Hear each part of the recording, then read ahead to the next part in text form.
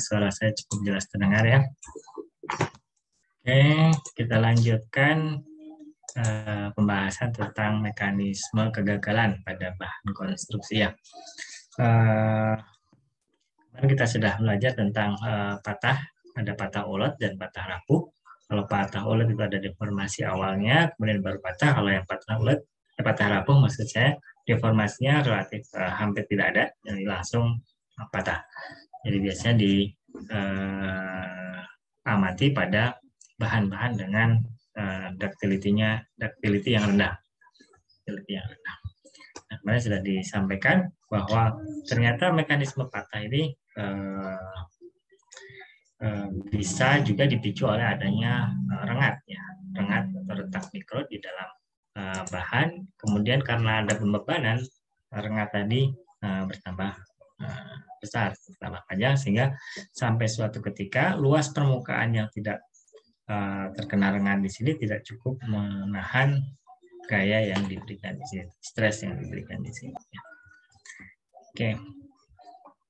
Nah, kemudian kita kemarin sudah sampai ke bagian voidnya, apakah voidnya ini ujungnya runcing ataukah diameternya besar atau diameternya kecil ya. Kalau semakin runcing di sini, dia akan lebih cepat berpropagasi dibandingkan kalau yang relatif tumpul. Kalau lingkaran itu relatif stabil. Oke, kemudian dari situ kita bisa menghitung berapa tegangan maksimum di ujung retakan yang sebanding dengan tegangan dari maksimum dari bendanya ya. Tegangan yang diberikan ke bendanya secara bulknya.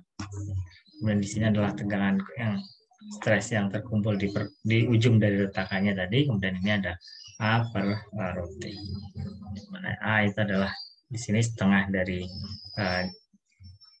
jarak terpanjang dari rengat yang tegak lurus terhadap bidang gayanya. Oke, dan rho T ini adalah diameter dari ujung rengatnya ini. Ya. Oke, artinya di sini kalau semakin tumpul, semakin bulat bentuknya, dia akan semakin kecil akumulasinya. Ya, ini dikenal sebagai stress riser ya, stress riser. Kalau ada retakan tadi, terutama yang di ujung-ujungnya, di situ biasanya lebih dominan. Jadi kalau kita punya bahannya cacat, nah tegangan akan cenderung terakumulasi di bagian cacat tersebut. Oke, ini kemudian berikutnya adalah berapa sih tegangan kritik ya? Tegangan kritik kalau misalkan bahan itu mempunyai retakan di dalamnya. Yang kita bisa menghitung di sini tegangan kritiknya. Artinya kalau misalkan tegangannya lebih dari ini, dia akan terpropagasi, akan menjalar retakannya dan mengakibatkan kegagalan. Rumusnya seperti ini, jadi 2 kali modulus elastisitasnya dikalikan energi spesifiknya, energi permukaan spesifik dibagi dengan pi A. A adalah setengah panjang retakan internal di pangkat setengah. Ini adalah tegangan kritiknya. Artinya kalau kita punya bahan yang punya retakan, maka maksimum tegangan yang diperbolehkan adalah tau C yang lebih kecil dibandingkan kalau misalkan bahannya tanpa ada retakan. Oke. Di sini ada hubungan antara tegangan kritik dengan panjang retakan. Di sini ada fracture toughness, jadi ketangguhan terhadap retakan, yang merupakan ukuran ketahanan bahan terhadap patah rapuh. Ya.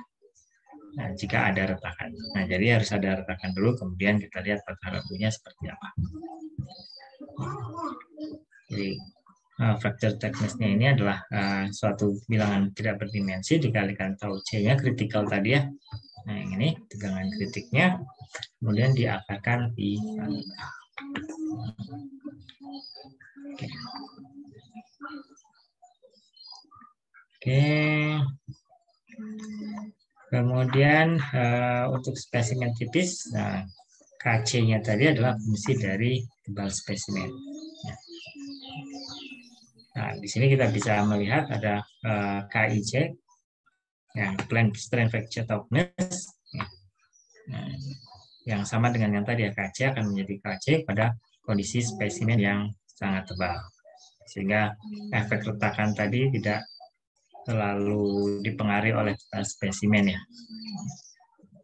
sehingga kita dapatkan ya ini LL ya, iya harusnya iya pergerakan retakan mengikuti model gambar ini. Jadi awalnya kalau misalkan kita punya bahan diberikan tegangan seperti ini dan retakannya, dia akan menjalar ke sini.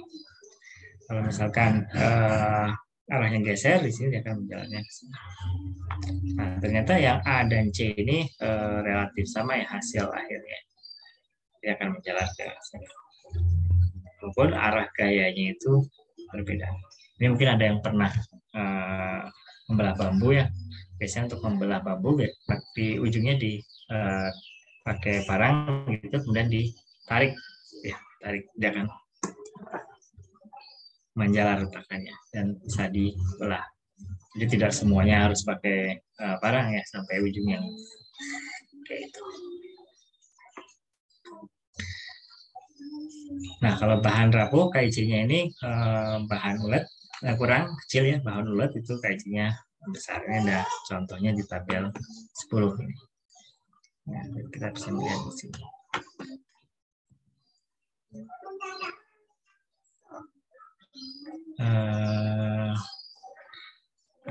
Kemudian kita bisa melihat ya di sini kita bisa menghitung taunya, kemudian rengat panjang rengatnya, kemudian kita bisa menghitung KIC-nya. Oke, itu tentang fracture toughness ya. Nah, berikutnya yang penting adalah bagaimana kita bisa merancang kalau misalkan bahan tadi mempunyai defect ya, mempunyai defect. Kita yakin bahwa kalau ada bahan logam itu pasti ada defect ya, tidak bisa 100% bebas defect. Cuma seberapa banyak defectnya. Nah, misalkan baja karbon ya, baja karbon. Kalau baja karbon yang tuang itu kemungkinan defectnya lebih tinggi dibandingkan yang dicetak saat masih panas ya. Jadi ditarik kemudian ditempa gitu, ditempa itu lebih sedikit voidnya. Nah, dari sini kita bisa melihat bahwa hanya 3 variabel yang menentukan kemungkinan patah dari komponen struktur, yaitu KC atau KIC-nya tadi, kemudian tau, kemudian A pada Y tertentu. Jadi pada konstanta retakan tertentu. Nah, sehingga kita memilih material ini bergantung pada tadi densitasnya, kemudian korosivitas lingkungan. Karena apa? Karena ternyata yang korosi ini bisa memicu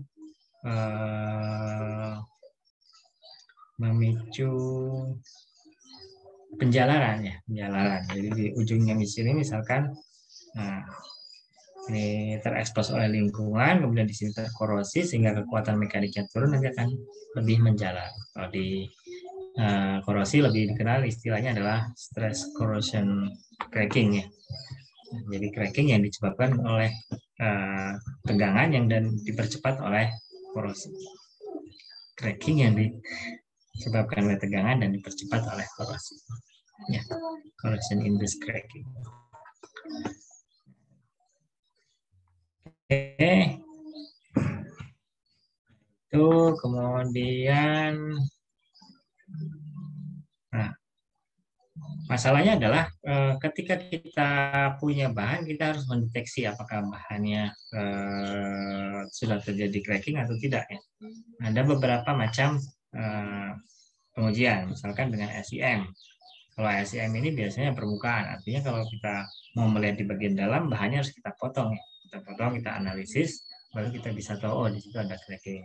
Nah, kemudian ada dye penetran, ini kemarin yang disampaikan oleh Bu ini, bagaimana cara kita mengetes adanya retakan tanpa harus merusak bahannya, yang NDT, non-destructive test ya. Bisa juga dengan ultrasonik, jadi diberikan seperti USG ya, seperti USG untuk mengecek kondisi di dalamnya, kita berikan gelombang ultrasonik, kemudian kita deteksi pantulannya untuk melihat apakah di dalamnya ada defect atau tidak.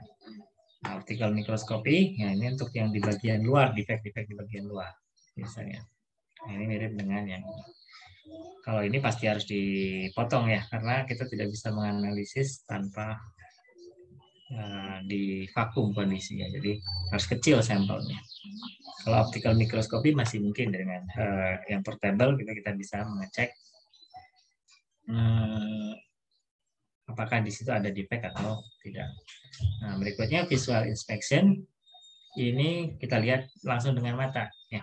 Oh, ini ada tekukan, ada crack, ada void dan sebagainya.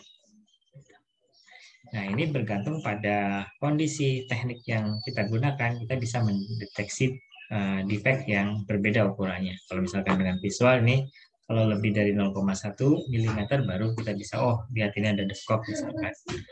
Oh, ini ada kegoresan, gitu ya. Itu bisa dilihat dengan visual inspection.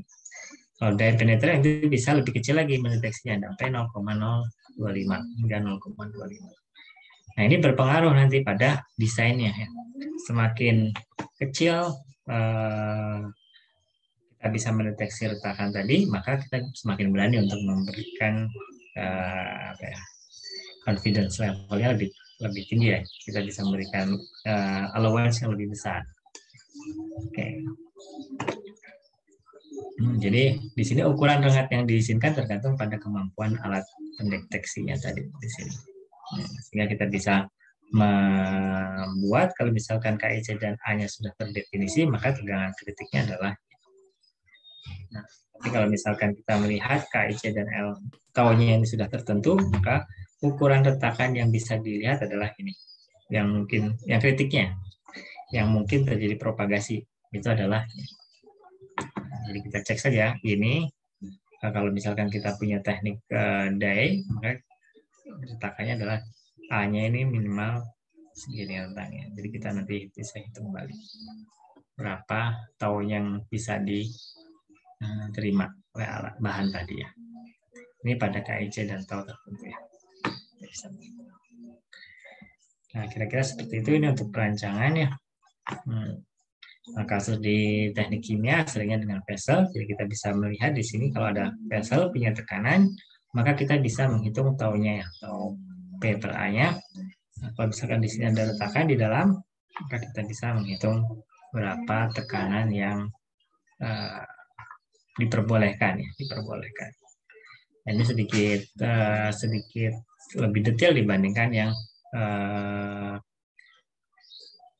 peralatan proses ya. Kalau peralatan proses menganggap bahwa semuanya oke ya, tidak masalah. Hanya diberikan safety factor. Kalau ini lebih detail. Oke. Nah, berikutnya kalau misalkan yang kita tangani adalah tidak bahan yang berbahaya, maka harus memastikan tidak ada kebocoran di sini. Karena misalkan di sini tiba-tiba rengat dan menjalar, bocor ya, itu tidak boleh. Maka kita harus memastikan bahwa tegangan kerja itu kurang dari yield stress-nya. Ini ada safety factor. Ya. Nah, kalau di teknik kimia biasanya langsung menggunakan safety factor ini, N-nya ini. Ya. Sehingga kita bisa mengakomodasi ketidaksempurnaan bahannya. Oke. Nah, ini ada latihan, nanti silakan dikerjakan di rumah ya. Kerjakan, kemudian atau mungkin di sini ya, nanti kita bisa berdiskusi kalau misalkan ada hal-hal yang ingin ditanyakan. Oke, nah sebelum kita ke bahan berikutnya, saya akan mencoba untuk memutarkan beberapa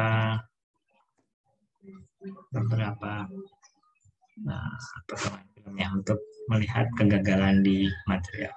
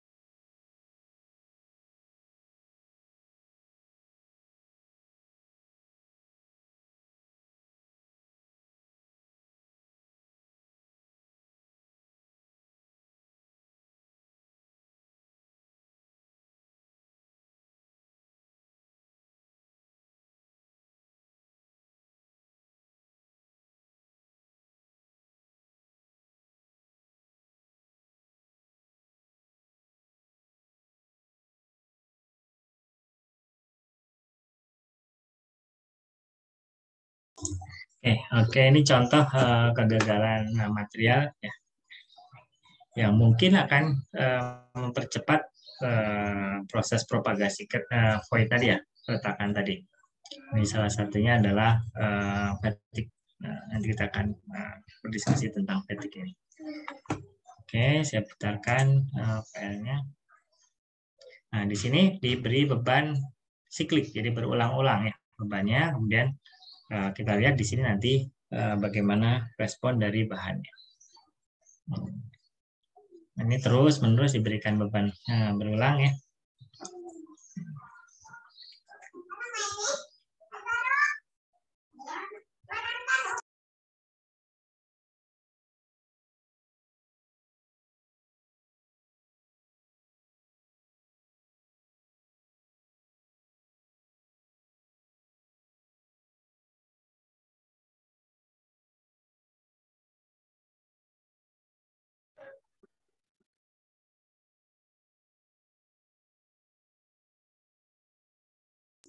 Nah, kita lihat di sini ada crackingnya ya, karena tadi beban yang berulang. Ini di sini di set 30 Hz menjadi 30 bolak-balikan per detiknya.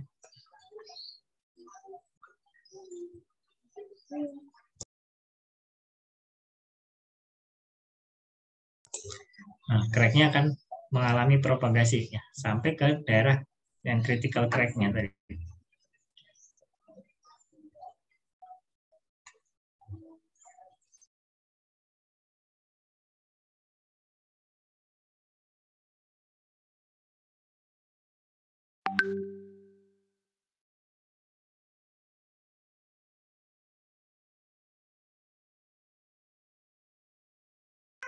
Nah, kita lihat di sini crackingnya. Nah, ini kegagalan karena beban yang berulang. Saya sebut sebagai fatigue. Jadi kita akan belajar tentang fatigue. Oke, berikutnya. Sebentar, stop share.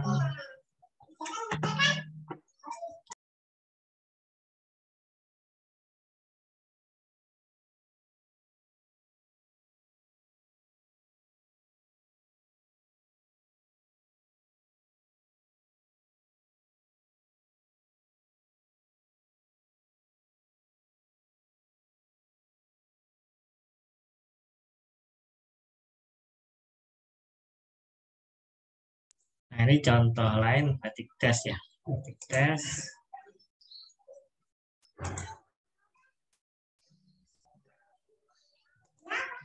Ini harusnya diulang dari awal.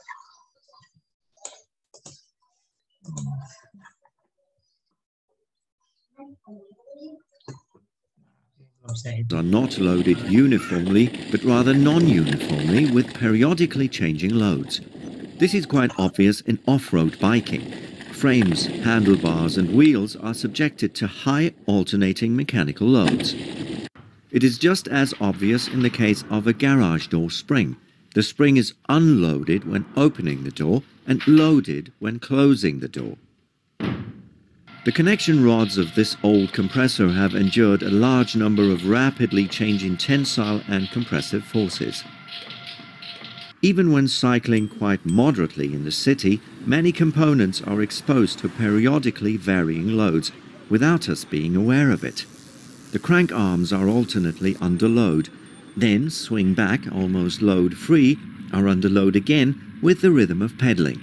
The spokes, the pedals, even the individual links in the chain are stressed periodically. Also, the railway bridge over the River Rhine, seemingly totally addressed, alternately has to bear the additional burden of a heavy freight train and then only its own mass. Aircraft experience quite different stresses during take-off and in turbulence than on ground. This type of loading is generally termed fatigue loading, and the material responds to it fatigue.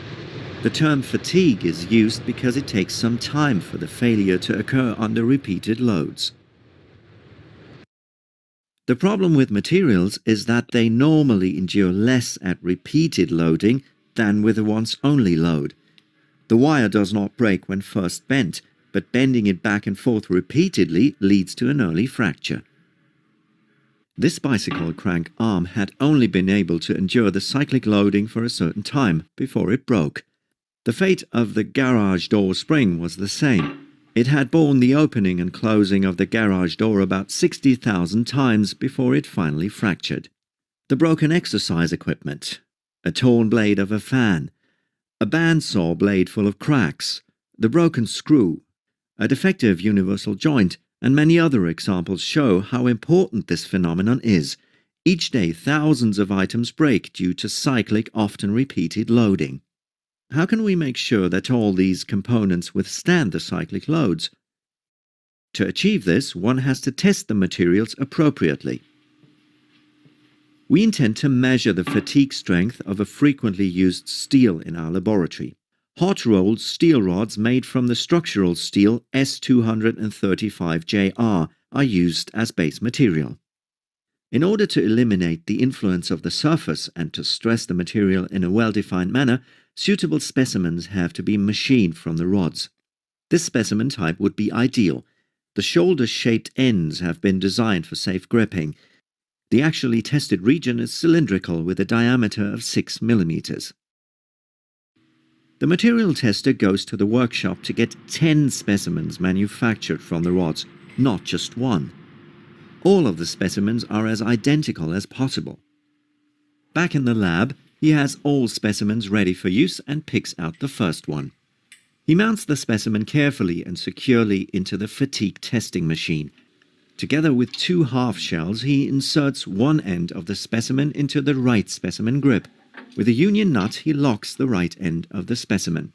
Likewise, he mounts the left end of the specimen into the left specimen grip and tightens the nuts. The preparation is now complete. The material tester then selects the appropriate test parameters on the control computer. He intends to load the first specimen alternately with a tensile force of 7 kilonewtons and a compressive force of 7 kilonewtons. The mean force is 0. A click on the start button and the testing machine begins to stress the specimen periodically. Our fatigue testing machine is equipped with a mechanical resonance drive. The specimen is connected at its left grip via a load cell to the machine frame. At the right grip, a spring is mounted, and there in turn a mass. An imbalance stimulates the mass to vibrate. Longitudinal guides prevent the mass from vibrating in the transverse direction. Via the spring, the test force acts on the specimen. By varying the excitation frequency of the imbalance, the test force can be controlled. In our case, the specimen is loaded with about 25 cycles per second.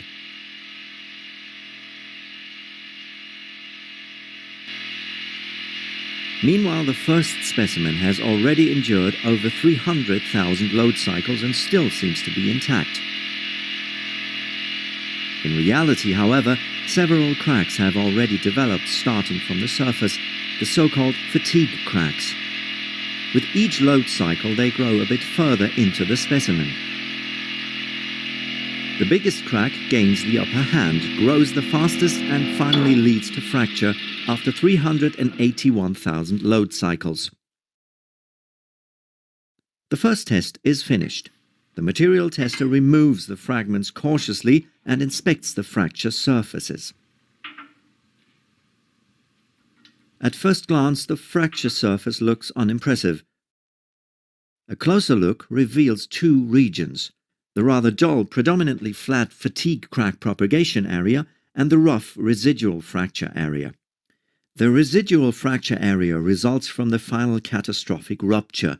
The fatigue crack propagation area has developed during the cyclic growth of the fatigue cracks starting at the surface of the specimen. What does the fatigue crack propagation area look like at higher magnification? One of the fragments is carefully placed on the specimen stage of our scanning electron microscope.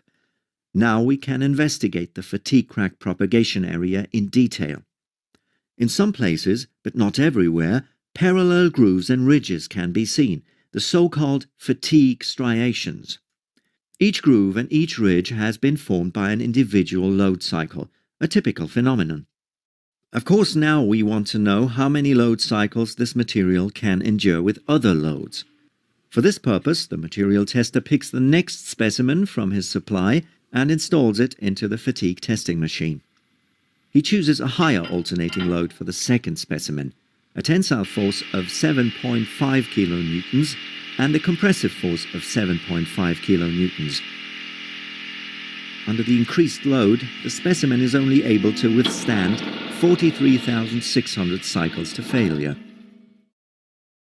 The third specimen is only tested with a cyclic load of 6.5 kilonewtons. Under this reduced load, it does not break even after 3 million load cycles. Additional specimens complete the series of measurements. Some of the specimens are tested with the same load we've already used. In this way, we get an impression of the range of scattering. To compare materials in a fair way, the different cyclic loads are converted to the respective stresses acting in the specimen. In this case, the stress alternates sinusoidally around the mean value, which is termed mean stress sigma m. In this series of tests, the mean stress is 0. The stress amplitude is labeled with the symbol sigma a. For graphical representation, the SN diagram is used, also termed Wöhler diagram. In an unusual manner, the predetermined variable is plotted upwards on the y-axis. It is the stress amplitude sigma a. And the result of the test, the number of cycles to failure n, is plotted to the right on the x-axis. To fit small and large numbers into the diagram, the x-axis is not scaled linearly, but logarithmically. The first specimen was loaded with 7 kilonewtons. This corresponds to a stress amplitude of 248 newtons per square millimeter. Under this stress amplitude, it broke after 381,000 load cycles. The second specimen was loaded with 7.5 kilonewtons. This corresponds to a stress amplitude of 265 newtons per square millimeter. Under this stress amplitude, it broke after 43,600 load cycles. And these are the results of the other specimens which have been tested by us. When additional specimens are tested and the results are displayed as a curve, it becomes clear that this material will not break below a certain level of stress amplitude, even after a very large number of cycles. This stress level is termed fatigue limit sigma capital A. For most steels with body-centered cubic structure, the fatigue limit is reached after 10 million load cycles at the latest. It must be noted that the experimental results scatter considerably. Therefore, instead of a sharp curve, a statistically defined scatter band is commonly used. Of course, most users don't load their components with a constant cyclic load, but rather in an irregular manner. Therefore, these components have to be tested under this type of loading, termed operational loading. In this test rig, critical bicycle components are loaded similarly to practical use. Stem and handlebar must endure the typical bending and torsional loads for a sufficient number of cycles. Only then they are approved for serial production. Moreover, the fatigue strength does not only depend on the material. The mean stress has an important influence, the shape, the surface quality, environmental conditions and much more. Not an easy story. Before an aircraft is allowed to take off for the first time, it has to go through extensive stress tests. The wings and many other elements are cyclically loaded in large test rigs. This later ensures the safe operation of the aircraft. Nevertheless, particularly important components are repeatedly examined for fatigue cracks in the course of operation. The tram, for instance, has to go into the test hall at regular intervals. Experienced staff use ultrasound to examine special components, especially the wheel set axles, to check whether they are still in perfect condition. Aircraft are also inspected for fatigue cracks at reasonable intervals. This helps us to depart for air travel without worry and land again safely.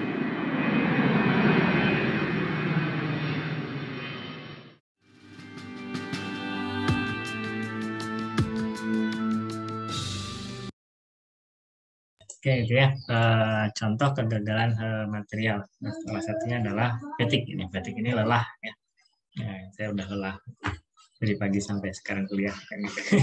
Tapi kalau misalkan berulang-ulang, nah itu kita sebut sebagai lelah ya. Jadi ada beban tarik, beban tekan, beban tarik, tekan, berulang. Jadi sifatnya harus berulang dan memerlukan waktu yang cukup lama ya. Jadi kita bisa mengecek apakah bahan yang kita gunakan itu tahan terhadap kondisi tersebut atau tidak. Mungkin sering kali di jalan gitu kita bisa melihat ada truk yang patah as gitu ya.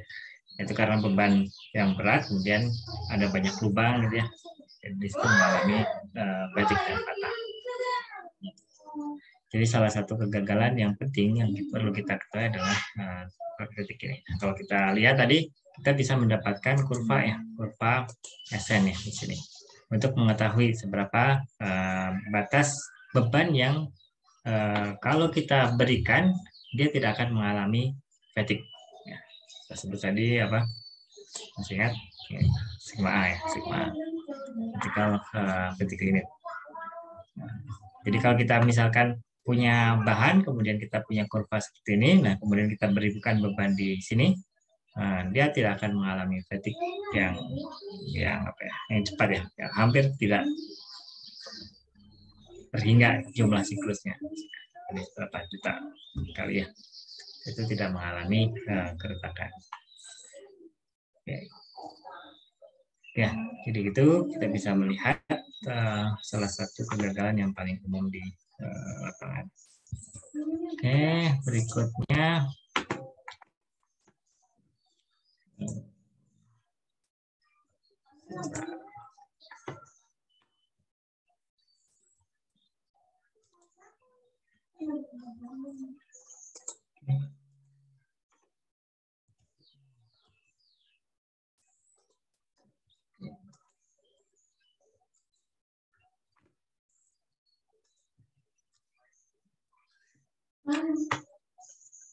nah, jadi ini penjelasan lebih detailnya terkait dengan fatigue ini, yaitu adalah bentuk kegagalan dalam struktur yang dikenai tegangan dinamik dan berfluktuasi.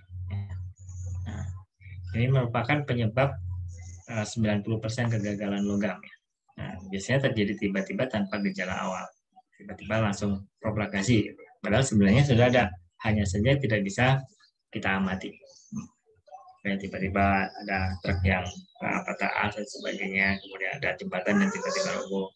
Itu juga merupakan salah satu faktor lelah ini.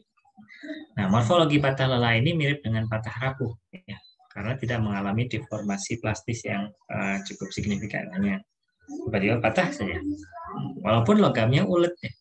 Nah, ini menariknya. Jadi walaupun logamnya ulet, ketika tadi kita punya kabel kemudian ditarik bolak-balik ya, satu sisi dikenai tegangan tarik tekan, akhirnya patah, dan patahnya mirip dengan patah rapuh.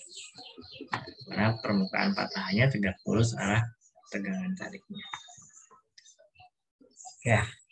Nah, tegangan siklik ini ada beberapa tipe. Ya. Ada yang berulang-ulang dengan frekuensi yang sama seperti tadi pengujiannya. Ada yang reverse stress cycle, jadi kebalikannya ada yang random stress cycle. Reverse stress cycle ya tadi ya, yang seperti kawat tadi, balik. Kemudian ada random stress cycle. Jadi mungkin siklusnya tidak berulang dengan tepat ya.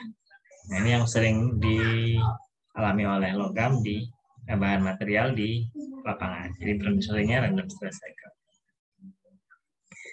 Oke, nah kita bisa plotkan di dalam SN curve ya, kurva S dan N, dan merupakan hubungan antara amplitude tegangannya S-nya dengan jumlah siklus hingga patahnya. Nah, di sini tadi kita dapatkan fatigue limitnya. Nah, ini adalah harga tegangan maksimum yang tidak menyebabkan kegagalan bahan akibat fatigue tadi ya. Jadi jumlah siklusnya bisa mencapai terhingga banyak sekali, jauh lebih banyak dari yang bisa kita amati. Nah, tentu saja ada petiknya juga ya nanti ya, tapi dengan beban seperti ini, kita bisa tahu bahwa tidak akan terjadi tiba-tiba patah. Gitu. Makanya yang kalau kita punya beban yang besar, maka risiko patahnya itu akan relatif. Kecuali kalau kita punya fatigue limitnya tinggi ya, fatigue limitnya tinggi. Nah, contohnya apa di sini? Nah, logam non ferrous seperti aluminium, Cu ini tidak punya batas lelah. Ya. Jadi tidak punya fatigue limit di sini. Jadi relatif tidak mengalami kegagalan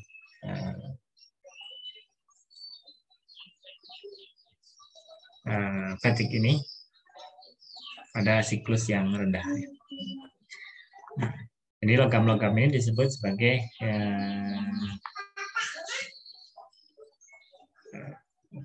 logam yang kuat ya, kuat.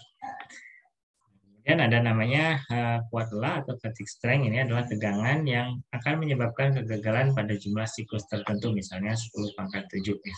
10 pangkat 7. Jadi kalau misalkan diberikan siklus 10 pangkat 7, kita variasikan tegangannya ya, tegangannya. Nah, tegangan yang menyebabkan kegagalan pada siklus tersebut disebut sebagai kuat lelah atau fatigue strength. Kemudian ada juga yang disebut sebagai umur lelah adalah N-nya tadi ya, jumlah siklus yang menyebabkan kegagalan pada tingkat tegangan tertentu. Nah, tentu saja kalau tingkat tegangan yang berbeda, ya umur lelahnya akan berbeda. Misalkan di sini, umur lelahnya di sini ya. Kalau misalkan di sini, oke.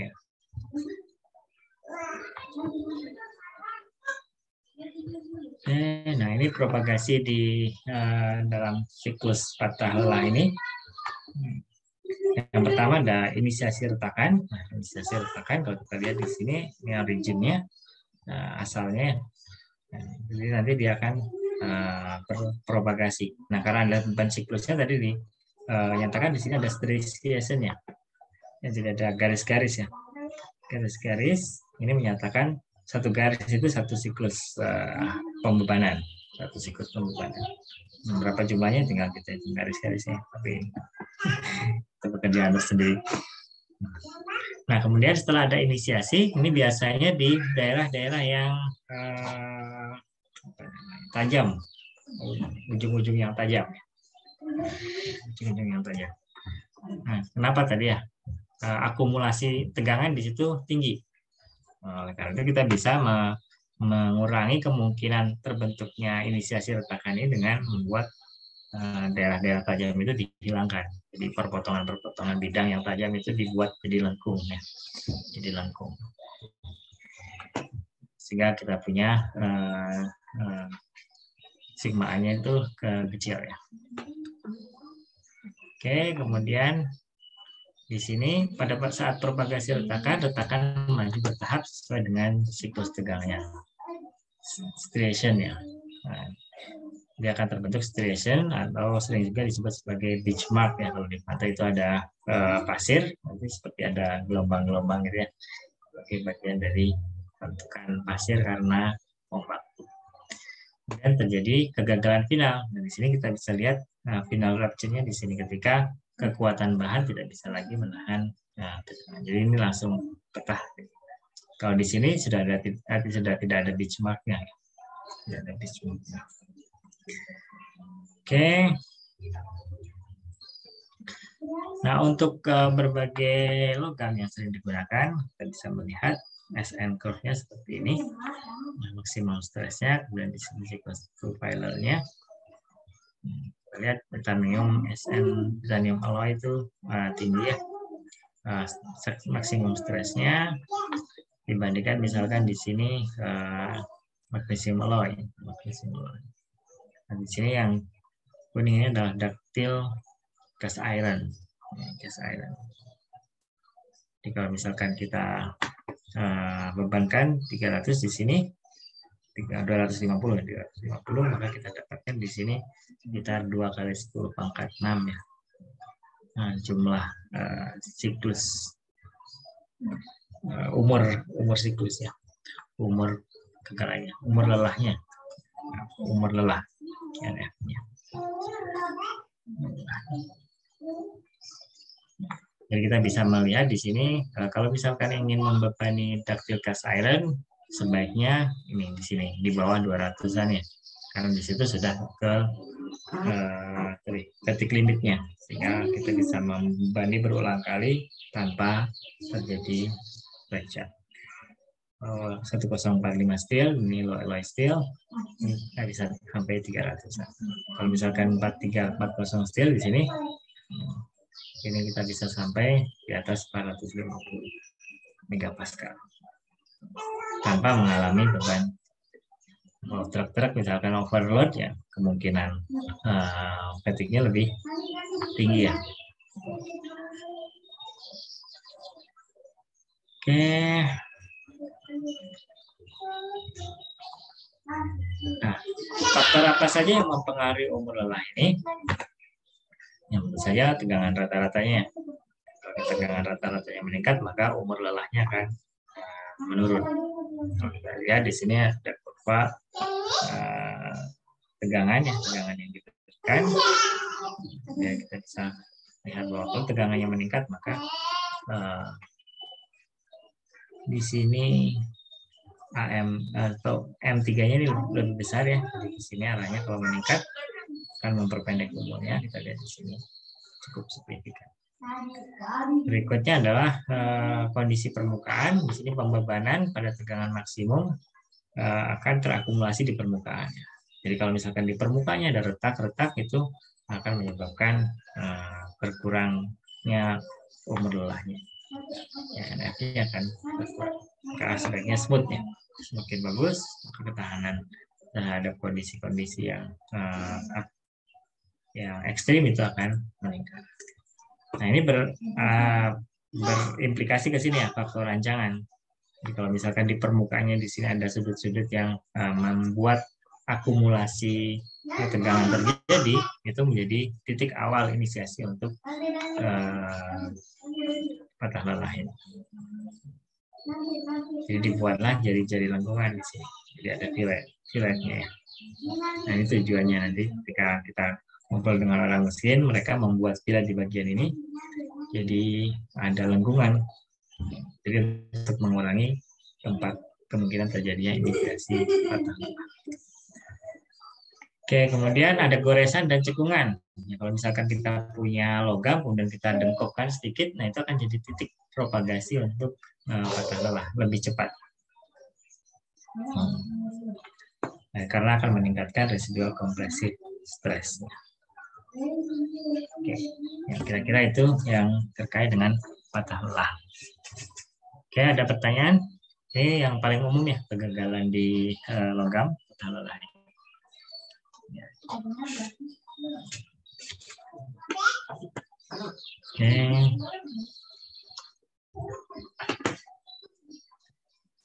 Ini contoh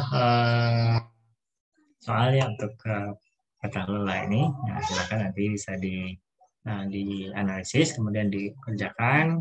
Kalau misalkan ada yang perlu ditanyakan, silakan. Harusnya sudah bisa diikuti ya, karena ada contohnya, kemudian ada langkah-langkah pengerjaannya. Nah, yang penting adalah tadi, kalau misalkan kita punya beban yang lebih, artinya nanti umur lelahnya akan berkurang. Ya.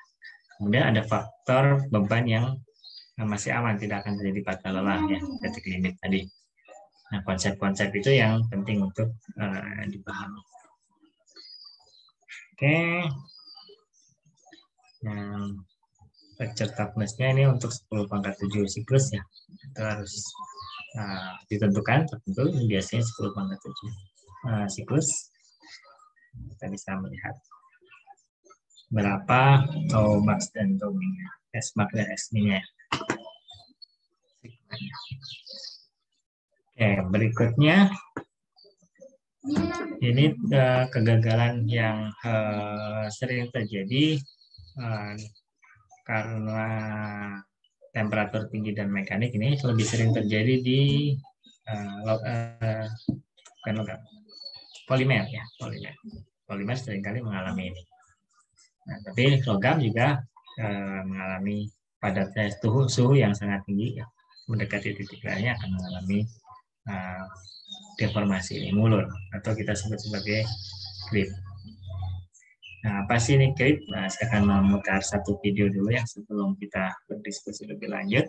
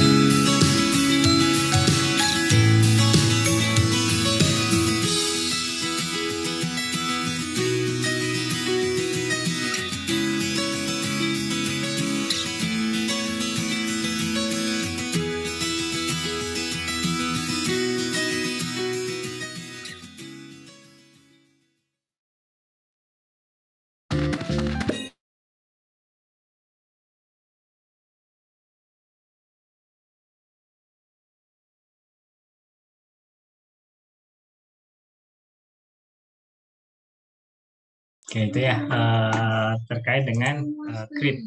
Kita bisa melihat di situ ada furnace yang digunakan untuk mengatur temperatur, sehingga kita bisa melihat pada temperatur tertentu tingkat gridnya, tingkat mulurnya itu seberapa jauh ya. Nah, karena peningkatan temperatur ini bahan relatif akan terdeformasi secara plastis dan mempunyai tingkat ductility yang lebih tinggi ya. Jadi lebih mudah keluar. Walaupun itu bahan yang ketas, ketika dipanasi dia akan lebih panjang deformasi plastisnya. Oke. Nah, saya punya satu video lagi, tapi tidak akan saya putar penuh, hanya sampling-sampling saja untuk memberikan gambaran lebih lanjut terkait dengan kegagalan karena grid ini. Oke.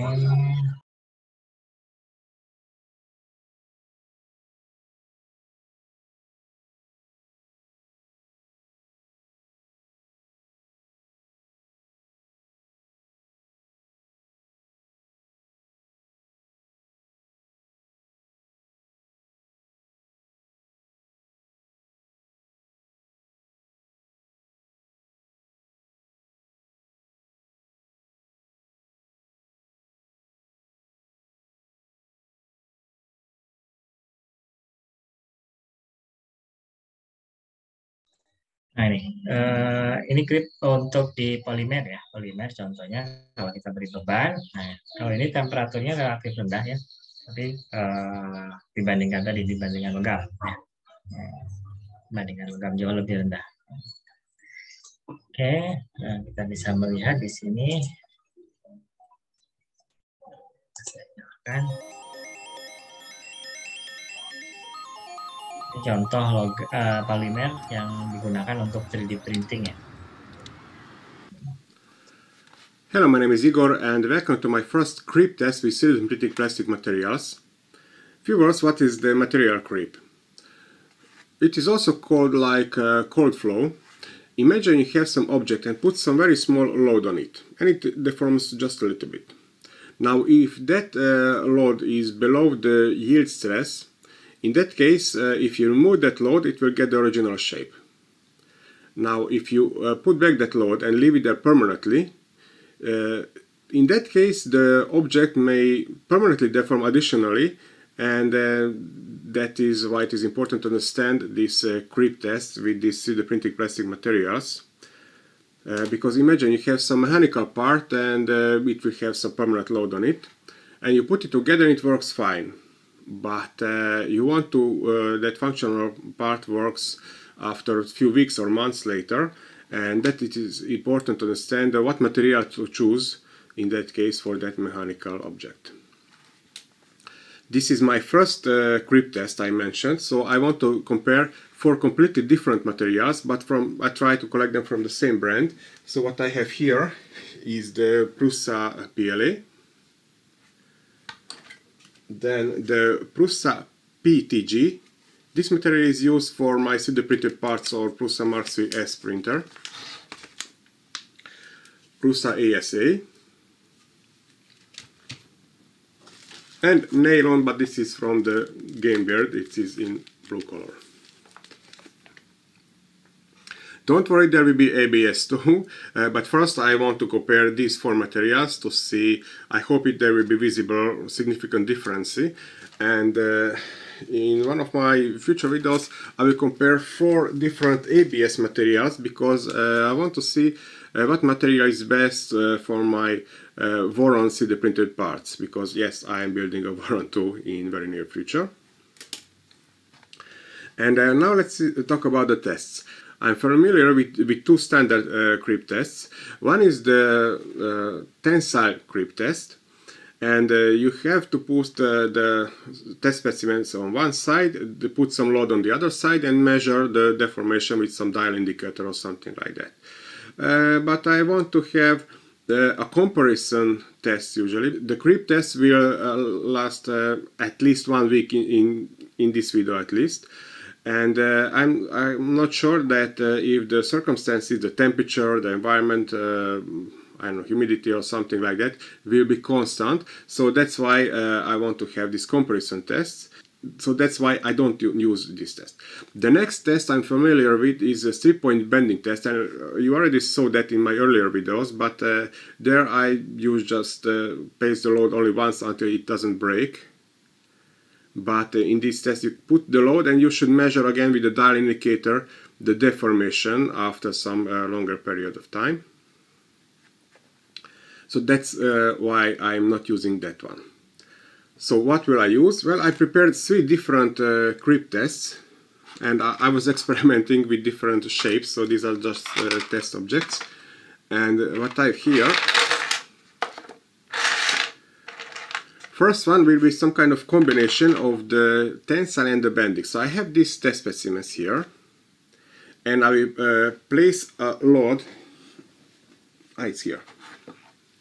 Well, I have 4 pieces of this 1.25 kilogram weight loads.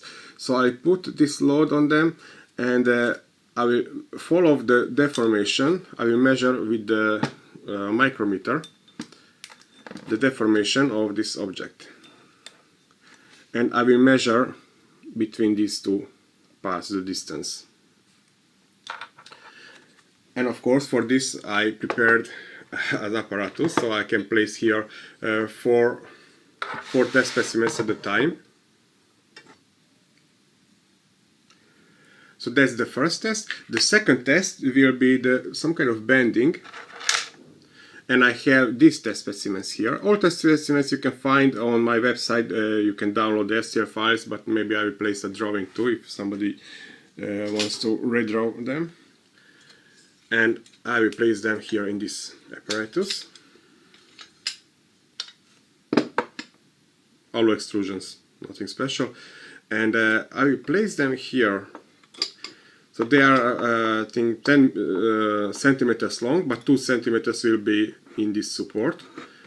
And I will place a load. This is the M24 screw nut. And I will follow the deformation by time. I will measure, of course, check the start deformation, and maybe after 3 or 4 days or something like that. So this is the second creep test I will have with these 4 different materials. And the third one is actually the torque test.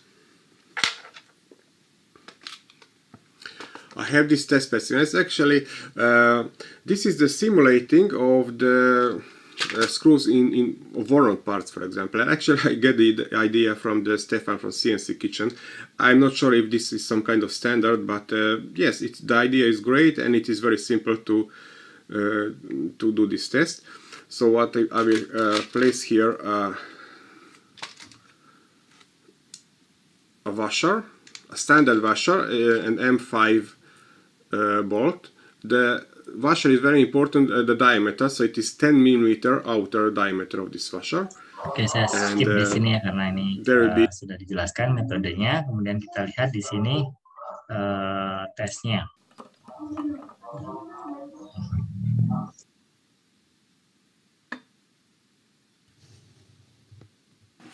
Now let's measure the start values. Here I understood that this will not work because when I try to measure, I always compress a little bit this object, so I had to find some different solution.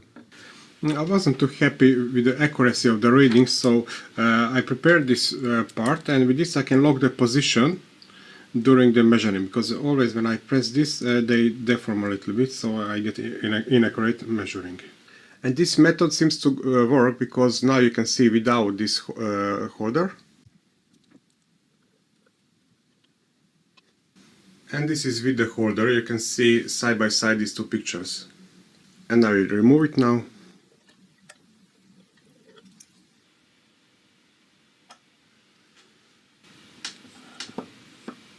$14.79.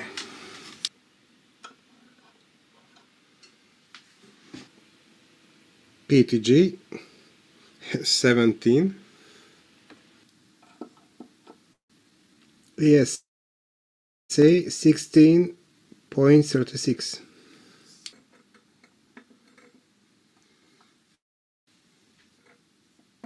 $25.51. For the next script test, I will insert this test specimens. The thickness is 2.4 millimeters. And as I mentioned, the load will be this M24 screw nut.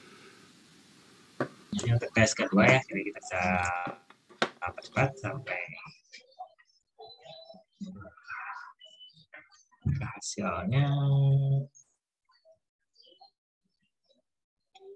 Mungkin di sini dulu ya. On the 6th day, and maybe I will stop the experiment here, or maybe there will be repeated tests on 8th day, we will see. It is day 4. Visually it is hard to see any changes on the test specimens, so I will measure them now and then place them in the heated enclosure, and after that measure again. PLA 34, PTG 31, ASA 31.5, and the nylon already failed earlier. PLA 16.30,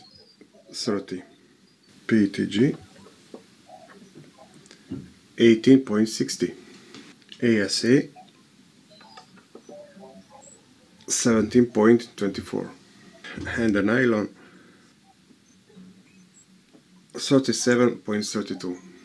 Oke, jadi di sini kita bisa melihat bahwa masing-masing logam punya material itu punya mulur yang berbeda-beda ya.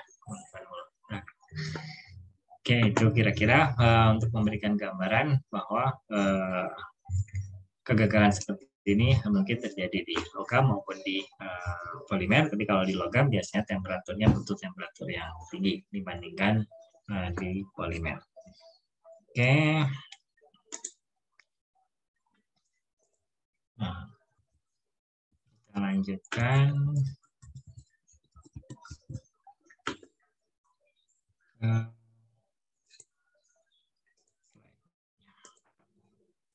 Oke. Nah, di sini mulur adalah deformasi permanen akibat suhu tinggi dan tegangan mekanik yang statis berlangsung dalam waktu yang lama. Ini merupakan fungsi waktu. Ya, fungsi waktu. Kalau tadi fatigue itu juga fungsi waktu sebenarnya dari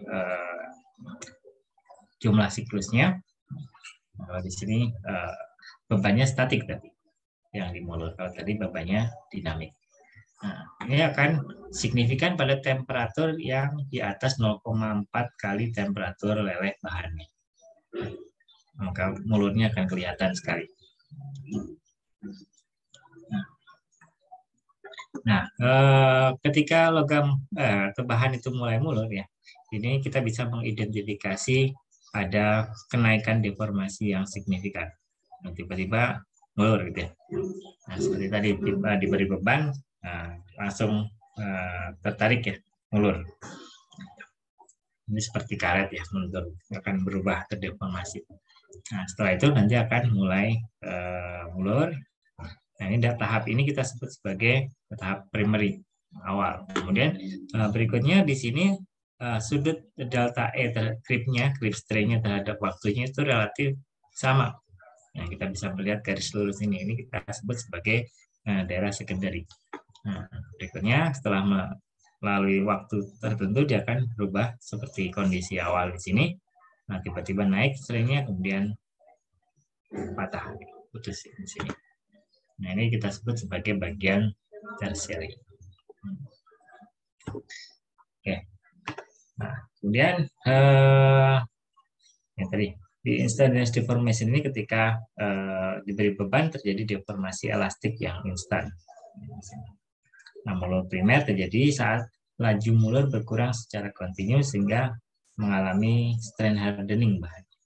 Kuat terjadi mengecil laju creep-nya. Di sini creep ya panjang, deformasi plastis, ada strain hardening ya, semakin kuat ya. Jadi makanya di sini lajunya akan berkurang. Nah, di kondisi sekunder ini laju mulurnya konstan berlangsung dalam waktu yang lama. Ini merupakan keseimbangan antara strain hardening dan recovery. Jadi akan berusaha balik tapi dia akan mengalami mulur. Dan di tersier ini percepatan mulur hingga putus atau rupture. Nah, ini sudah terjadi perubahan metalurgis ya, jadi bahannya sudah sangat terdeformasi, nah, sehingga terjadi peningkatan laju regangan. Nah, ini jadi temperatur yang tinggi ya, kira-kira di atas 0,4 kali temperatur lelehnya. Nah, pada sebagian besar bahan, sifat mulur ini tidak bergantung pada arah pembebanan. Nah, jadi tetap saja mulur walaupun arah pembebanannya berbeda. Jadi misalkan arah pembebanannya ke bawah, tapi dia juga mengembang gitu ya. Oke. Jadi tidak bergantung pada arah pembebanan. Karena ada distribusi pembebanan juga ya, kalau misalkan kita berikan yang ke samping, ada yang tegak lurus. Oke, kemudian laju mulur tunak minimum, ini adalah slope kurva mulur yang di bagian 2. Ya, jadi kita bisa memprediksi, oh nanti bahannya akan mulur sampai seberapa jauh, ini kalau kita sudah sampai ke bagian yang secondary ini. Ini diidentifikasikan sebagai strain S, delta E per delta T. Laju mulur tunak. Ini cukup lama waktunya, jadi kita bisa mengantisipasinya. Nah, untuk jangka yang pendek, parameter rancangan terpentingnya adalah umur waktu putusnya di sini. Berapa lama? Pada temperatur tertentu, berapa lama dia sampai ke putusnya. Jadi sebelum sampai ke sini kita ganti. Oleh karena itu biasanya di komponen-komponen mekanik ada ya, di mobil, di motor, setelah berapa lama komponen ini harus diganti karena mengantisipasi ini deformasi mulur. Oke. Nah, bagaimana pengaruh tegangan dan temperatur di sini? Kita lihat di sini temperaturnya semakin meningkat, waktu untuk putusnya itu semakin pendek. Ya, putusnya semakin pendek. Kalau kita berpikir tadinya kalau temperaturnya tinggi berarti semakin daktil ya, semakin daktil. Tapi ternyata kritisnya itu menyebabkan deformasi yang signifikan di sini sehingga waktu putusnya semakin pendek. Nah, yang menarik adalah di sini. Kalau misalkan kita gunakan temperaturnya, ini temperaturnya kurang dari 0,4 kali temperatur meltingnya, temperatur lelehnya, ini kristalnya relatif sama ya, tidak terpengaruh oleh waktu. Jadi kita bisa mengantisipasi kalau misalkan logamnya dioperasikan atau bahannya dioperasikan di bawah temperatur ini aman dari kondisi creep atau mulur. Nah, di sini kalau misalkan tegangannya dan temperaturnya naik, maka strain awalnya ini meningkat. Ya, strain awalnya meningkat, kemudian lajunya ini juga meningkat. Nah, dan waktu atau umur patahnya itu turun. Jadi ada pengaruh temperatur, ada pengaruh tegangan. Kita lihat di sini ya. Bentuknya seperti ini. Di sini rupture lifetime, kemudian di sini stressnya, tegangannya makin tinggi. Kita bisa membaca di sini rupture lifetime-nya pendek, semakin rendah rupture lifetime-nya meningkat. Ini temperaturnya kita bisa melihat kalau temperaturnya meningkat dia akan bergeser semakin ke bawah. Nah, kalau di sini steady state creep rate-nya atau yang E-nya ini, nah, kita bisa melihat semakin naik temperaturnya juga semakin. Artinya kalau misalkan kita punya beban yang sama, dia akan sampai ke kondisi steady state creep rate-nya di bagian keduanya itu akan lebih cepat di temperatur yang lebih rendah ya di sini. Maaf, di temperatur yang lebih rendah, steady creep rate-nya itu laju mulurnya itu akan lebih rendah dibandingkan yang temperatur tinggi. Jadi temperatur tinggi dia akan lebih cepat mulur. Oke, untuk mengatasi itu kita harus menambahkan logam-logam atau paduan yang tahan terhadap temperatur tinggi. Nah, contohnya wolfram ya, wolfram ditambahkan ke baja itu biasanya untuk mengantisipasi kondisi operasi dengan temperatur yang tinggi. Nah, jadi kita tambahkan untuk meningkatkan titik lelehnya sehingga ketika diekspos ke kondisi operasi masih di bawah 0,4 kali temperatur lelehnya. Ya. Nah itu bisa juga dimodifikasi di modulus elastisitasnya ya. Kalau modulus elastisitasnya meningkat, artinya bahannya itu lebih rigid, lebih kaku itu ya. Nah, ketahanan mulurnya juga akan lebih baik. Nah, bisa juga diakali dengan ukuran butirnya. Nah, jadi ditingkatkan dengan ukuran butir yang besar. Karena ukuran butir yang besar sehingga lebih detail ya, sehingga deformasi plastisnya bisa lebih baik. Nah, contohnya di sini stainless steel, logam refractory dan super alloy resilient. Kemudian ada cobalt nickel super alloy. Kemudian bisa juga dilakukan pembekuan searah ya, sehingga butirannya akan memanjang. Nah, ini akan membentuk kristal tunggal komposit dua pasang. Jadi misalkan yang dimaksud pembekuan searah mungkin kita punya seperti ini ya, dan didinginkan di satu sisi sehingga nanti kristalnya akan tumbuh memanjang seperti itu. Jadi kalau panjang-panjang seperti ini kemampuan dia mengalami deformasi plastisnya akan lebih baik. Oke. Oke, ini latihannya silakan nanti bisa dicoba. Oke. Silakan kalau ada pertanyaan. Mungkin ada tambahan dari Bu ini, silakan Bu. Sudah cukup, saya menikmati video-videonya tadi, banyak banget. Ya, agar terlebih terbayang ya, terlebih terbayang.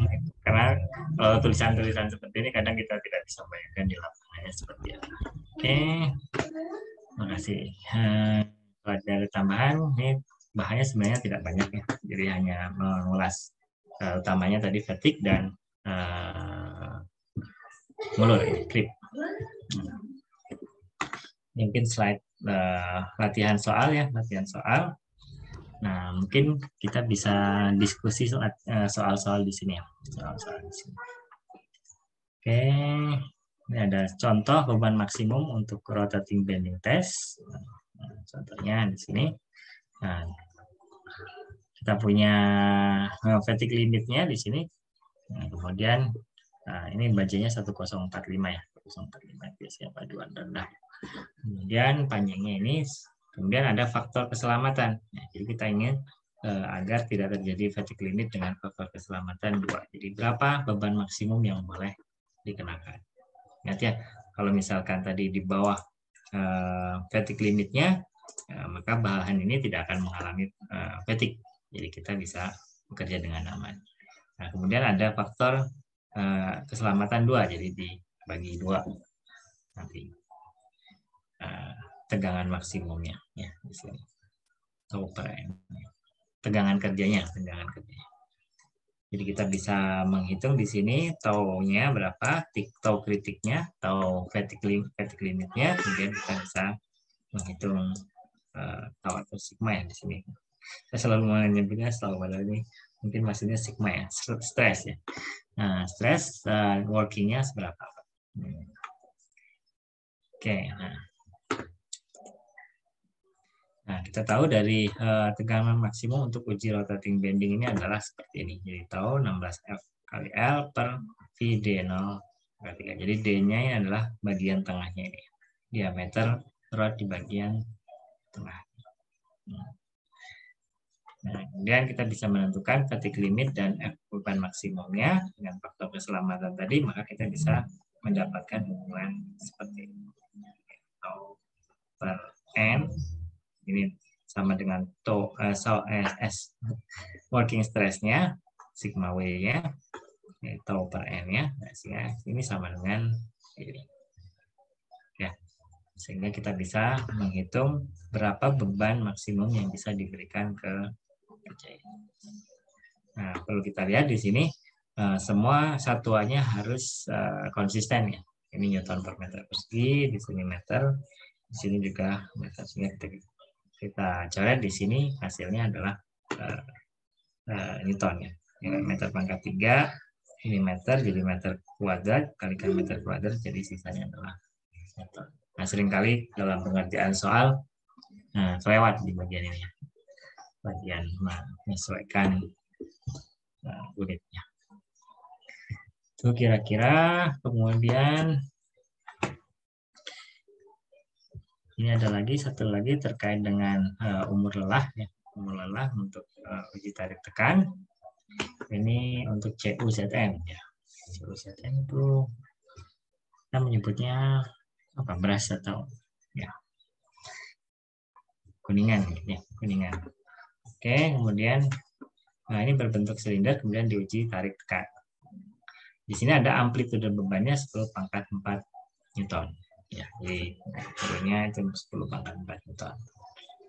Nah, sehingga kita bisa menghitung berapa umur lelahnya ketika siklusnya 10 pangkat 7. Ini ada faktor keselamatan juga ya. Faktor keselamatan N2,5. Nah, sehingga kita bisa mengecek umur lelah 10 pangkat 7 siklus ini dari kurva SN-nya. Dari kurva SN-nya. Di sini CU 30 ZN beras ya. Di sini yang warna hijau ini. 10 pangkat 7 di sini, kemudian kita bisa cek. Oke.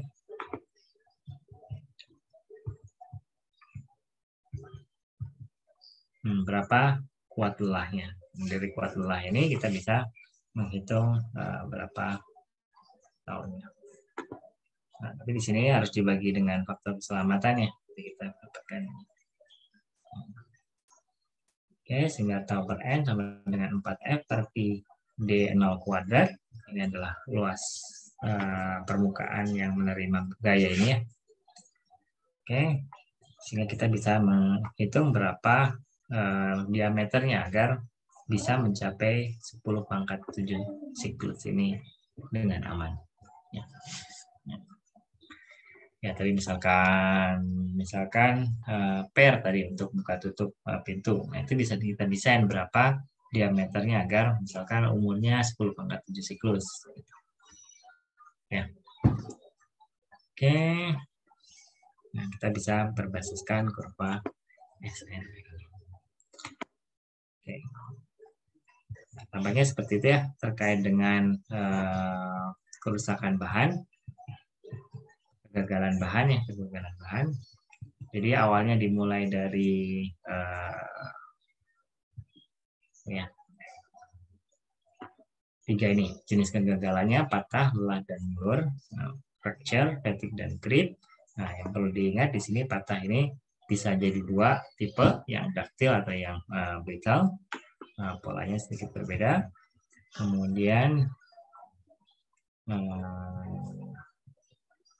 rengat ya, rengat ini retakan di dalam bahannya itu pengaruhnya seperti apa? Memperkuat ya tekanan, akumulasi tekanan, stress riser itu akan menyebabkan bahannya jadi lebih lemah, lebih lemah. Nah, kemudian di sini kita bisa melihat untuk berapa stress maksimumnya di ujung-ujung retakan tadi, sehingga kita bisa menghitung berapa beban maksimumnya kalau kita ingin memberikan safety factor tertentu. Oke, itu. Oke. Pertanyaan?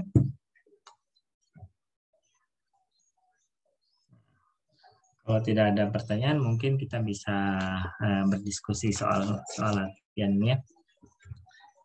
Ini contohnya, kalau kita punya energi permukaan spesifik dan modulus elastisitas tertentu, kita bisa menghitung tegangan kritik. Ini sangat material ya, sangat berhubungan dengan material, basic sekali.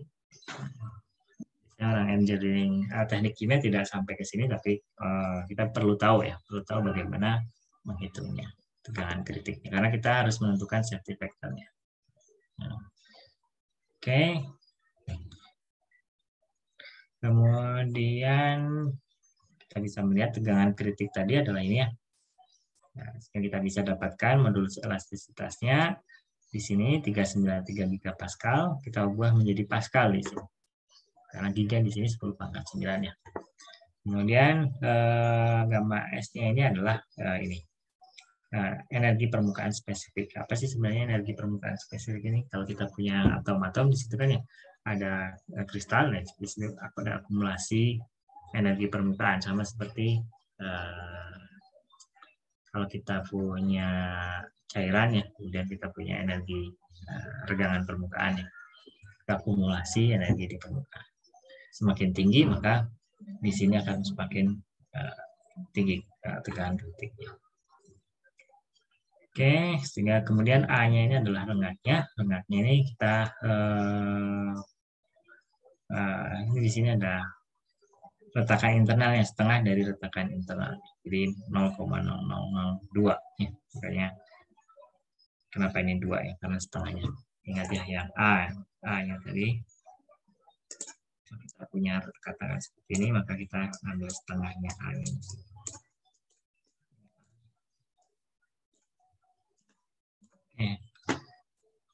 Ya, kita bisa mendapatkan nanti tegangan kritiknya.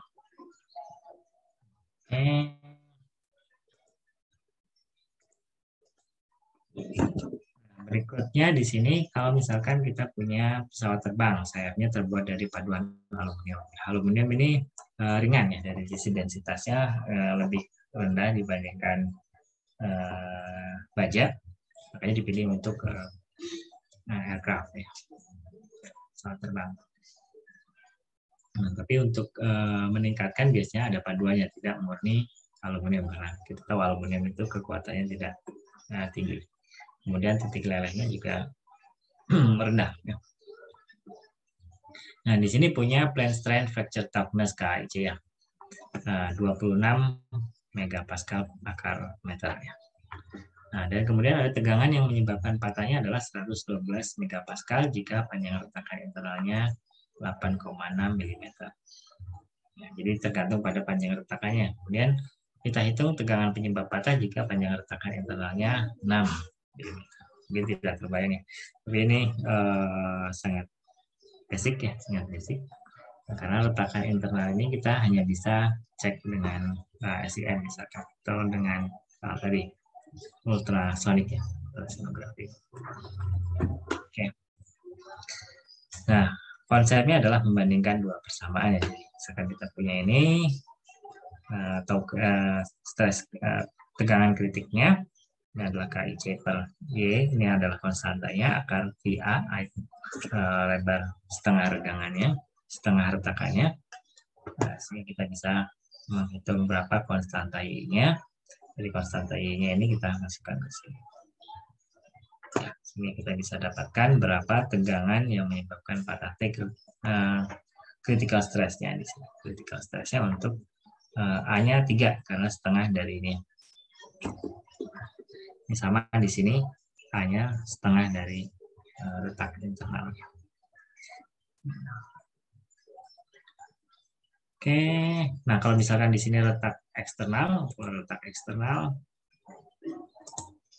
di pinggiran seperti ini ya. Jadi ini A-nya. Jadi misalkan di sini diketahui retak eksternalnya adalah 8,6, ini berarti harus dimasukkan 8,6, bukan 4,5-nya karena ini adalah A-nya.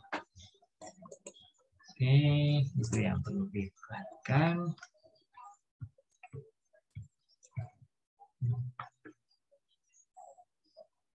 Nah, satu lagi di sini latihan soal terkait watelah baja ya, watelah baja.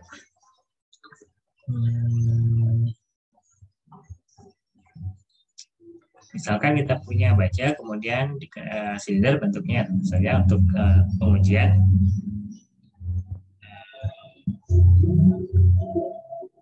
Ini mirip dengan yang tadi ya. Jadi kalau misalkan dari grafik, kuat lelah baja, kita bisa cek IC 1045.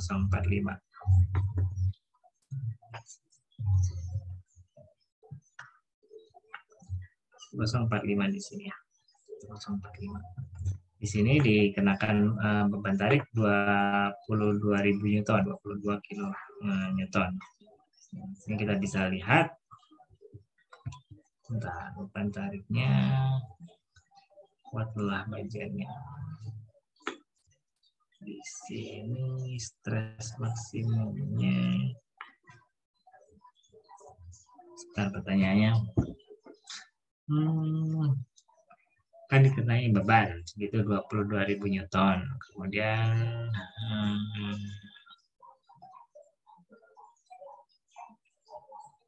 kita tahu kuat lelah bajanya di sini 315 ampere.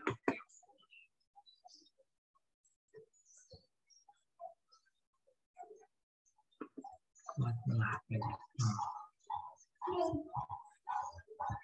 Dari grafik di sini 3,15. Nah, di sini ya. Nah. Oke, mengapa kita pilih itu? Di sini 315. Ini kuat lelahnya. Nah, ini tadi ya. Kita ingin bekerja di daerah yang tidak mengalami patah lelah. Nah, kenapa jadi gitu? Jadi kita pilih di sini patah lelahnya untuk 3. Kesimpulan ini dari mana ya? Ekstrapolasi ya. Karena ini bentuknya gambar, jadi mungkin dapatnya beda-beda. Nah, cara paling mudahnya dipakai penggaris ya. Di sini berapa milimeter, kemudian di sini berapa milimeter. Kemudian dengan kesebangunan kita bisa menghitung berapa kira-kira titik ini. Itu biasanya untuk grafiknya. Engineer harus bisa ya. Oke, itu. Nah, sehingga kita dapatkan tegangan maksimumnya adalah 315. Kemudian kita punya safety factor, sehingga ini dibagi dengan safety factornya di sini. Ini dibagi dengan safety factornya. Di sini ini dibagi dengan N. Ini F per A 0. Jadi kita ingin mengetahui berapa diameternya sih. Ya, diameter minimumnya. Diameter minimumnya ini diperoleh dari A0-nya. A0 adalah Pi, D0 per 2 dikuadratkan ini. Sehingga kita dapatkan D0-nya adalah ini. Oke, sehingga kita bisa menghitung berapa milimeter batang tadi agar dia tidak mengalami deformasi fracture fatigue ini. Fatigue fracture. Oke, kemudian yang kedua ini sebuah spesimen aluminium berdiameter 12,5. Nah, ini pembuatannya berulang ya. Jadi ini beban siklik, masih beban siklik. Jadi fatigue di sini. Nah, kemudian ditanya berapa patah lelah agar bisa sampai 10 pangkat 7 siklus. Kalau tegangan rata-ratanya 50 megapascal. Nah, sini paduan AL-nya bisa lihat grafik. Di sini yang dimaksudnya mungkin ini atau ini ya. Kalau ini titanium aluminium, kalau di sini aluminium alloy, kita anggap bahwa yang dimaksud adalah yang ini ya. Oke, kemudian di sini tegangan rata-ratanya 50 megapascal. Kemudian kita lihat bahwa kuat lelah paduan AL ini 175 MPa pada 10 pangkat 7.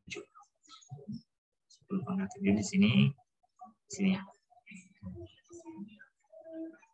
150. Oke, 175 ya, 175 MPa megapascal. Nah, sehingga kita bisa melihat bahwa tegangan rata-ratanya ini kan adalah maksimum dan minimum dibagi 2 ya. Tegangan rata-rata. Itu harus 175. Nah, kemudian di sini tegangan maksimum ditambah minimumnya itu sama dengan dibagi 2 itu untuk yang 50 megapascal.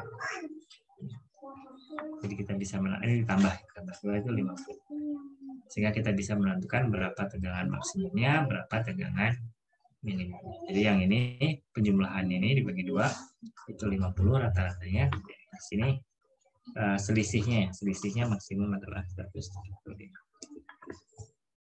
Oke, mungkin itu Silakan nanti dikerjakan ya, dikerjakan untuk latihan. Oke, dari saya cukup itu ya terkait dengan kegagalan bahan. Mungkin dari Bu ini ada tambahan lagi, Bu? Atau dijadikan tugas saja, Bu?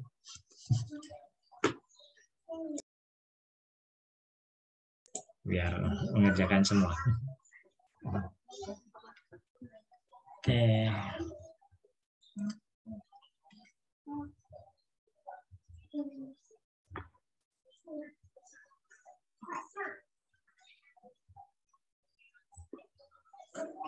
Ada pertanyaan?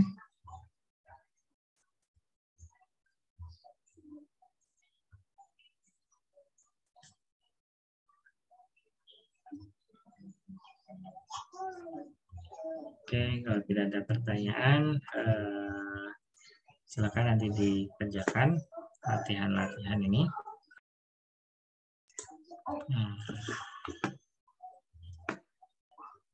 Saya cukupkan terkait dengan kegagalan material hari ini. Mungkin terakhir ada satu peristiwa yang besar ya, yang mungkin bisa juga sebagai contoh kegagalan karena ngulur seperti ini. Sudah saya cari videonya.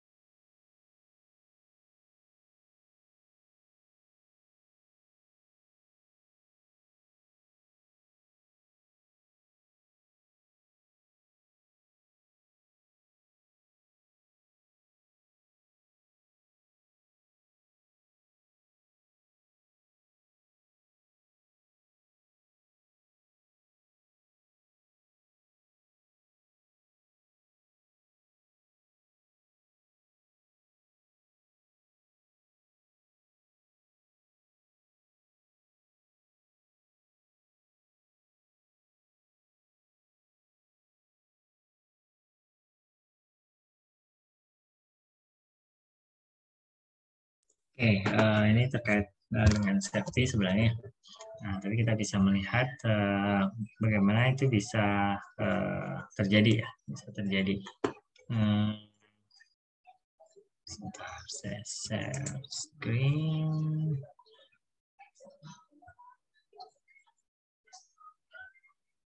Sebentar, tapi tidak bisa ya. Share screen.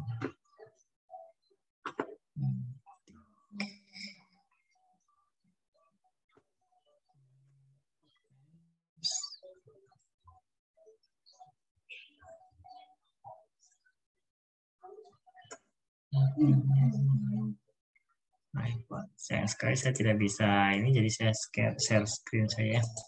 Share screen, kemudian ini contoh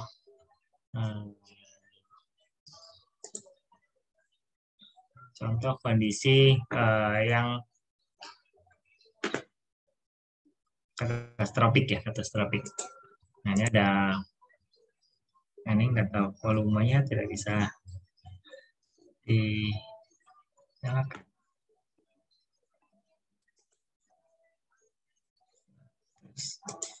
Nah, saya ilustrasikan saja. Nah, ini. Nah, di sini ada kebocoran gas ya, kebocoran gas. Kemudian ada tersulut api, sumber api. Karena di sini ada rumah kompresor ya, rumah kompresor. Sehingga di sini ada flame ya di kompresornya. Kemudian tersulutlah apinya di sini. Nah, karena itu di sini melemah. Ya, tadi mulur ya, mengalami creep karena panas. Nah, kalau kita lihat di sini membentuk jet fire. Jet fire ini terkena pipe rack. Nah, pipe rack-nya ini tidak dilapisi oleh thermal insulator sehingga tadi mengalami mulus. Ya. Jadi terdeformasi plastis sehingga kekuatan mekaniknya hilang. Kekuatan mekaniknya hilang sehingga runtuh itu ya. Pipe rack-nya itu runtuh. Nah, ini bisa katastrofik karena ini pipe rack-nya runtuh, di situ ada bahan yang berbahaya, mudah terbakar, tambah banyak lagi bahan bakarnya. Kecelakaan ini sangat besar. Nah, dari analisis, ini CSB, nah di situ kalau misalkan kita bisa menahan panasnya di sini dengan material yang tahan panas, maka katastrofik tadi, kejadian yang luar biasa tadi itu bisa kita cegah. Jadi di sini harus ada insulasinya. Nah, tujuannya apa? Tujuannya tadi untuk mengurangi exposure terhadap thermalnya. Kita tahu bahwa di sini jadi